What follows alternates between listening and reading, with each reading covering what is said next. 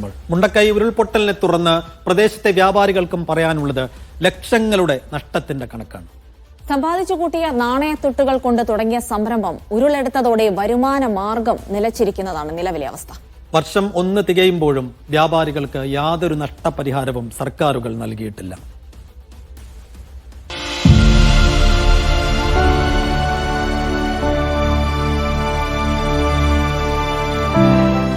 ചെറുതും വലുതുമായ 100ഓളം സ്ഥാപനങ്ങളാണ് മുണ്ടക്കൈയിലും ചൂരൽമലയിലും ഉണ്ടായിരുന്നത്.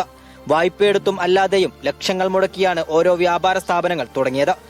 എന്നാൽ ജൂലൈ 30 രാവിൽ ഉരുൾ സർവനാശം വിതച്ച് കടന്നുപോയപ്പോൾ കുറെ മനുഷ്യരോടൊപ്പം മുണ്ടക്കൈയിലെയും ചൂരൽമലയിലെയും വ്യാപാര സ്ഥാപനങ്ങളും നാമാവശേഷമായി. പൊട്ടിപ്പൊളിഞ്ഞ കടകൾക്കുള്ളിൽ ഉപയോഗിക്കാൻ പോലും കഴിയാത്ത ലക്ഷക്കണക്കിന് വസ്തുക്കൾ ഇപ്പോഴും കെട്ടിക്കിടക്കുന്നുണ്ട്. ഞാൻ 10-20-35 വർഷങ്ങളായിട്ട് ഇവിടെ ഞാൻ കട നടത്തിക്കൊണ്ടിരിക്കുന്ന ഒരാളാണ്. ഈ ത്രെഡിൽ പെട്ട് കഴിഞ്ഞിട്ട് വെച്ചിട്ടുണ്ടെങ്കിൽ എൻ്റെ ഉപജീവന മാർഗങ്ങളും എൻ്റെ സ്ഥാപനങ്ങളും എല്ലാം നഷ്ടപ്പെട്ടു പോയി. ഒരുപാട് പൈസ, ലക്ഷക്കണക്കിന് ഉറുപ്പിൻ്റെ നഷ്ടങ്ങളുണ്ട്. ഇന്ന് വരെ ആയിട്ട് ഞാൻ ഒരുപാട് സ്ഥലങ്ങളിൽ കയറി ഇറങ്ങാന്നല്ലാതെ വെച്ചിട്ടുണ്ടെങ്കിൽ ഇന്ന് നാളെ എന്നല്ലാതെ സർക്കാർ ഭാഗത്ത് നിന്നോ അല്ലെങ്കിൽ മറ്റുള്ള ഭാഗത്തു നിന്നോ ഒരു ആനുകൂല്യങ്ങളും എനിക്ക് ഇതുവരെ ലഭിക്കാത്തതിന് വളരെയധികം വിഷമത്തിലാണ് ഞാൻ. വ്യാപാരി വ്യവസായി ഏകോപന സമിതി, സന്നദ്ധ സംഘടനകളും മാത്രമാണ് കുറച്ചെങ്കിലും വ്യാപാരികൾക്ക് കൈത്താങ്ങായത്.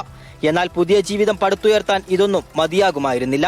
വളരെ പ്രയാസമുള്ള ഒരു വിഭാഗമായിട്ടാണ് അവിടുത്തെ വ്യാപാരികൾ ഇപ്പോൾ. നിത്യച്ചെലവിന് പലവിധ ജോലികൾക്ക് ഇപ്പോൾ പോയിട്ടാണ് അവരുടെ കടങ്ങളും കാര്യങ്ങളൊക്കെ വീട്ടുന്നത്. ഒരു മേഖലയിലും ഇവരെ പരിഗണിച്ചിട്ടില്ല. ഈ 1 വർഷമായിട്ടും വലിയ പ്രയാസത്തിലാണ് ചൂരൽമലയിൽ വ്യാപാര കച്ചവടം ചെയ്ത ആളുകൾ. സർക്കാർ അടിയന്തരമായിക്കൊണ്ട് ഈ വിഭാഗത്തെ ഉയർത്തിക്കൊണ്ടുവരാൻ വേണ്ട ഒരുപാട് പദ്ധതികൾ ആവിഷ്കരിച്ച് അവർ ഉയർത്തിക്കൊണ്ടുവരണമെന്നാണ് അതുമായിട്ട് ബന്ധപ്പെട്ട് പറയാനുള്ളത്. സർക്കാരിന്റെ പുനരധിവാസ പാക്കേജിൽ വ്യാപാരികളെ കൂടി ഉൾപ്പെടുത്തണമെന്നാണ് ആവശ്യമുയരുന്നത്.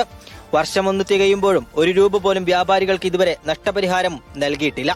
വയനാട്ടിൽ തന്നെ ഏറ്റവും സജീവമായി പ്രവർത്തിച്ചിരുന്ന ചൂരൽമല ടൗണിന്റെ ഇപ്പോഴത്തെ അവസ്ഥയാണിത്.